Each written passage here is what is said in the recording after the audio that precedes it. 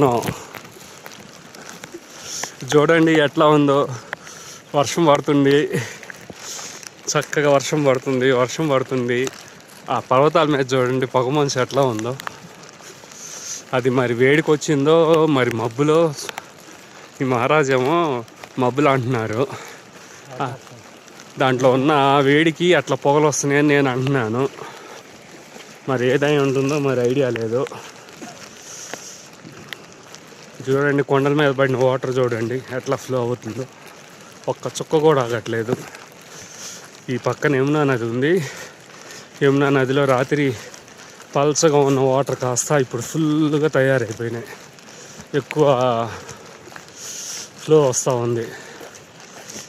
ఇక్కడ land slidings బాగా ఎక్కువ జరుగుతున్నాయండి.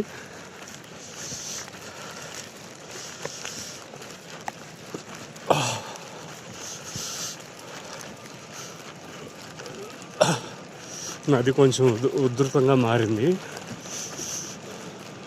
చూపిస్తాను చూడండి. రాత్రి పల్చగా ఉందండి, ఇప్పుడేమో ఫుల్గా ఫ్లో వచ్చేసింది. లైట్గా పారుతున్నది కాస్త ఫుల్గా పారుతుంది. వాటర్ ఎట్లా తనుకొని వస్తున్నాయో. జై శ్రీరామ్. మేము కవర్ల కోసం తచ్చిట్లాడుతున్నామండి. బ్యాగులకి కవర్ లేవు, ఈ మహారాజ్గా ఒంటికి కవర్ లేదు.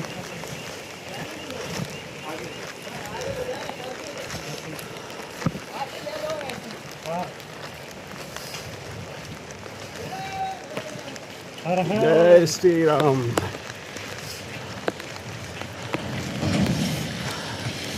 మందాకిని యమునా నది అండి. చూడండి ఎట్లా పారుతుందో. జేసీబీలు అక్కడే పార్క్ చేస్తున్నారు. టూ మచ్గా పారుతుంది. నిన్న మొన్న లైట్గా ఉంది నది, ఇప్పుడు ఉధృతంగా పారుతుంది. అక్కడేమో కొద్ది చిన్న ట్యాప్లో చిన్న దారి వచ్చేది, ఇప్పుడు పెద్ద దారి అయిపోయింది.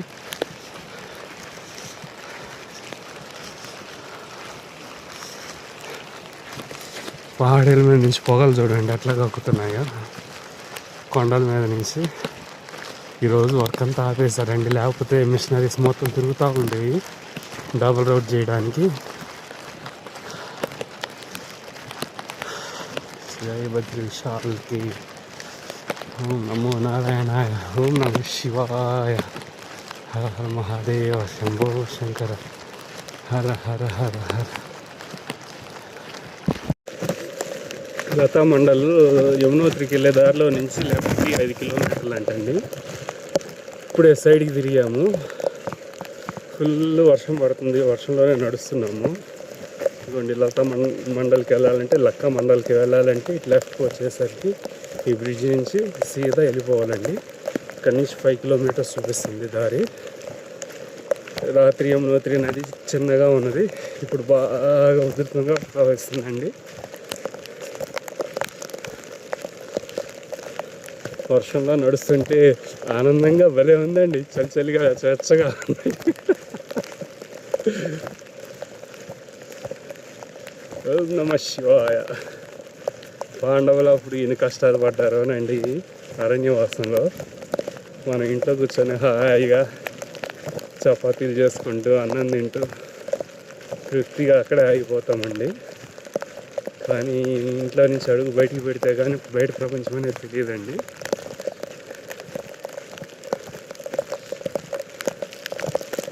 ఓం నమః శివాయ. ఇది చూడండి ఎట్లా ప్రవహిస్తుందో. నిన్నటి దాకా చిన్న కాలువలాగా ప్రవహిస్తుంది. వర్షం పడేలేకి నదుల్లో నుంచి నీరంతా ఒక్కసారిగా వచ్చేసి ఇటు రైట్ సైడ్గా ఉందండి యమునోత్రి. ఇప్పుడు మేము లతా మండలికి వెళ్తున్నాం. లెఫ్ట్ సైడ్ గుండా నది వస్తుంది. చూడండి ఎంత ఉధృతంగా పారుతుందో. ఇక్కడికి వచ్చేసరికి ఇంకా పెద్దదైపోయిందండి. వైపు నుంచి సలయాల నుంచి వాటర్ చాలా వస్తుంది కొండల మీద నుంచి. సరౌండింగ్స్ మొత్తం కొండలే. చూడండి ఆ కొండ మీద లారీ ఏదో చిన్న ఆడుకునే బొమ్మ ఉన్నట్లు ఉంది. ఇదంతా పాండవులు నడిచిన దారండి. లక్క గృహానికి ఇటువైపు నుంచి వెళ్ళారు. ఈ పాడాల నుంచి చూడండి అంత ఆవిర్లు వస్తున్నాయో.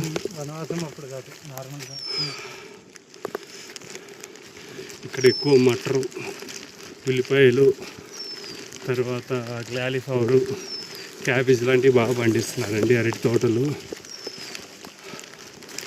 ఇంకా రకరకాల తోటలు బాగా పండిస్తున్నారండి వీళ్ళు. టమోటా, ఇక్కడ దొండకాయ, బెండకాయ లాంటివి చాలా అరుదండి. తర్వాత పొటాటో కూడా బాగానే పండిస్తున్నారండి. ఈ తోటలు ఏంటో డిఫరెంట్గా ఉన్నాయి. గోర్చుకుళ్ళు మనకి చిన్నవి వస్తాయండి, వీళ్ళకి లావుగా పొడుగుగా వస్తున్నాయి గింజలు. కొద్దిగా వెరైటీగా అనిపించింది. ఇప్పుడు మనం పాండవులు నడుస్తున్న దారిలో నడుస్తున్నాం. లక్క గృహానికి తీసుకెళ్ళి తగలబెట్టాలనుకుంటారు.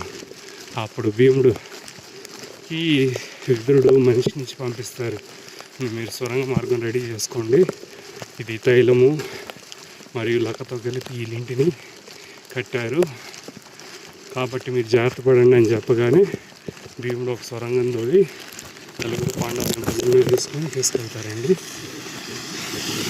అక్కడికి మనం వెళ్ళబోతున్నాం. ఈ కొండలు, ఈ నది ఏదో అర్థం కాలేదండి. యమునా, అటువైపు యమునా, ఇది కూడా యమునా నది. ఇది యమునానేనా? ఇది యమునా అండి. అటువైపు రైట్ సైడ్ నుంచి వచ్చింది అది మామూలు దార.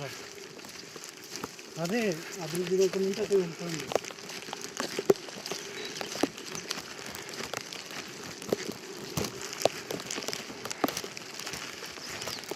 చిన్నగా అడుగులు అడిగేసుకుంటూ వెళ్తున్నామండి వర్షానికి. మొత్తానికి లక్క మండల్ చేరుకున్నామండి. ఫస్ట్ కేవ్ దగ్గరికి చేరుకున్నాము. బయటే శ్రీకృష్ణుడు వచ్చిన ఆనవాళ్ళు, తర్వాత శ్రీకృష్ణుడు వీళ్ళకి బోధ చేసినట్లుగా ఒక ఫోటో పెట్టున్నారు. ఇది శివాలయం, లోపల ఒక శివాలయం ఉందండి. ఇది పాండవులు అప్పుడు పూజించిన శివాలయం అంటారు. మేము ఎంట్రన్స్లోకి వచ్చి ఎట్లా కిందకి రాగానే ధ్యానం చేసుకుంటున్నారు అక్కడ మహారాజు, అంటే పండిట్ ఉంటారు కదండి, పండిట్ గారు అక్కడ ధ్యానం చేసుకుంటున్నారు. మేము సైలెంట్గా వెళ్ళి షూ తీసి వెళ్ళి కూర్చున్నామండి. కొద్దిసేపటికి ధ్యానంలో నుంచి లేచారు. ఈ వర్షంలో చాలా కష్టపడి వచ్చారని చెప్పి మాకు చాలా బాగా రెస్పెక్ట్ ఇచ్చారండి. మధ్యాహ్నానికి అంతా ఇక్కడికి వచ్చేసాము. మధ్యాహ్నానికి ఇక్కడికి వచ్చేసి అన్ని మంచి చెడులు అన్నీ అడిగాము. అడిగితే మాకు అన్ని వైనాలు చెప్పారు. చక్కగా ఈ లోపల ఉన్న హిస్టరీ మొత్తం చెప్పారు. కార్తికేయుడు ఇక్కడే జన్మ పొందారంటండి. ఇదివరకు పూర్వం ఒక మహారాజు ఉండేవాళ్ళు అంట, ఆయన పెద్ద ఆయన చనిపోయారంట. తర్వాత ఆయన శిష్యులు వీరంట. ఇక్కడ Himalayas regions, Nanda Devi hills range అంతా, ఏ హిల్ ఎంత హైట్లో ఉంది మొత్తం హిస్టరీ ఉందండి. దానికి సంబంధించిన ఫోటో చాలా బాగా ఎక్స్ప్లెయినింగ్గా బాగుంది. ఇక్కడ మొత్తం 20 పైనే గుహలు ఉన్నాయండి. మహారాజుని గుడి హిస్టరీ అడిగినప్పుడు ఇంకా ఎక్స్ప్లెయిన్ చేసుకుంటూ వచ్చారండి. ఇప్పుడున్న ఆయన వచ్చేసరికి ఆయన శిష్యులు. ఆయన ఈ గుడి హిస్టరీ గురించి చాలా బాగా ఎక్స్ప్లెయిన్ చేశారండి. పూర్వం ఉన్న ఆ పెద్ద ఆయన చనిపోయినప్పుడంట లోపల శివలింగం నుంచి నీళ్లు కారడం అయిపోయినాయంట. తర్వాత ఇతను వచ్చి కొద్ది రోజులు ధ్యానం చేసి ఇక్కడ పూజ చేయటం మొదలుపెట్టిన కాడి నుంచి కొద్ది రోజులకి శివుడు కల్లోకి వచ్చి దార మొదలవుతుంది, రోజు పూజ మొదలు పెట్టమని చెప్పారంట. ఇంకా అప్పటి నుంచి పూజ మొదలు పెట్టారండి. ఇక్కడికి ఎందరో టూరిస్ట్ ప్లేస్ నుండి ఎంతో వస్తారు. బాగా ముఖ్యంగా అక్కడ ఉన్న ఉత్తరాఖండ్ స్టేట్ వాళ్ళందరూ కంపల్సరీ సంవత్సరానికి ఒకసారి అయినా ఇక్కడికి వస్తారు. మొత్తం 20 గుహలు ఉన్నాయండి. ఎవరైనా వస్తున్నారంటే ఈ గుహల్లో దాముకోవడానికి చాలా మార్గాలు ఉన్నాయండి. వచ్చేసరికి ప్రతి దాన్ని తాగి చూసామండి. గట్టిగా పట్టుకొని లాగితే ఊడిపోయేటట్టుగా ఉంది గుహ. కొన్ని వందల సంవత్సరాల నుంచి అట్లానే ఉందంట గుహ. ఈ పక్కన వచ్చేసరికి ఇది పాండవులు స్థాపించిన లింగం అండి. రోజు కంపల్సరీ అభిషేకం చేస్తారండి. ఈయన వచ్చినప్పటి నుంచి, పండిట్ గారు వచ్చినప్పటి నుంచి ఈ గుడికి చాలా బాగా డెవలప్ చేసుకున్నారండి. లోపల ఒక గ్యాస్ స్టవ్ ఏర్పాటు చేసుకున్నారు. వచ్చిన వాళ్ళకి ప్రసాదం పెట్టడానికి అన్ని ఏర్పాట్లు చేశారండి. మమ్మల్ని చాలా బాగా రిసీవ్ చేసుకున్నారు. ఆయన దగ్గరుండి మాకు అన్ని దర్శనాలు చేయించారండి. కార్తికేయుడు జన్మస్థానం కూడా ఇక్కడేనంటండి. కార్తికేయుడు పుట్టింది అంటే శివపార్వతులు ఇక్కడే కార్తికేయుడికి జన్మనిచ్చారండి. ఇక్కడ వచ్చేసరికి మొత్తం ఒక 8 కేవ్స్ లోపలికి ఉన్నాయండి. లోపలికి వెళ్తే ఇక్కడ వచ్చేసరికి అమర్నాథ్లో లాగా లోపల మంచు శివలింగం ఏర్పడుతుందండి. తెల్లగా ఉంటుంది, ఎప్పుడు అభిషేకం జరుగుతూ ఉంటుంది. మాకు చాలా సంతోషం వేసింది ఈ లింగం చూడగానే. మేము ఇంత కష్టపడి వచ్చిన దానికి సరైన ఫలితం చిక్కింది అనిపించింది. అందులో నడిచి వచ్చినందువల్ల ఎక్కువ ఫలితం చిక్కింది అనిపించింది. కరెక్ట్గా అధిక మాసంలో మేము బయలుదేరామండి. ఇది 2వ కేవు. ఈ లోపల పాములు ఉంటాయంటే ఎవరు వెళ్ళకూడదని చెప్పారు. చాలా చక్కగా ఉందండి. చాలా అంటే ఒక మనిషి పట్టి వెళ్ళిపోయేటట్టుగా, అంటే పాకుంటూ వెళ్తే పట్టేటట్టుగా ఉందండి. ఇట్లాంటివి మొత్తం ఇక్కడ వచ్చి 8 కేవ్స్ ఉన్నాయండి. పాండవులు అజ్ఞాతవాసం ఇక్కడే చేశారంటండి. ఇక్కడ చానాళ్ళు అజ్ఞాతవాసం ఉన్న తర్వాత ఇక్కడి నుంచి ఇంకొక 2వ గుహ, 3వ గుహ, ఇంకా పెద్ద గుహలు ఉన్నాయండి. అక్కడ భవానీమాత ఆలయం మరియు శివాలయం, తర్వాత ఎప్పుడు నిత్య అగ్నిహోత్రం జరిగేటట్టుగా పెట్టారండి. ఇదిగోండి మంచు శివలింగం లోపల చూడండి, జలాభిషేకం జరుగుతూ ఎంత బాగా స్పష్టంగా కనిపిస్తుందో చూడండి. నాకు చాలా ఆనందం వేసిందండి. అమర్నాథ్లో లింగాన్ని చూసినంత ఆనందం వేసిందండి. సంవత్సరం పొడుగుతున్న ఇట్లా అభిషేకం జరుగుతూనే ఉంటుందంట. ఇక్కడ రాత్రిపూట ఇక్కడ ఓం శబ్దం కూడా వినిపిస్తుందంటండి.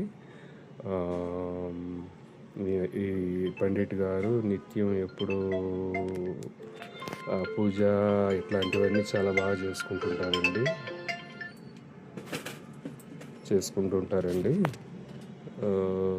మీరు ముందెళ్ళి దర్శనం చేసుకోండి.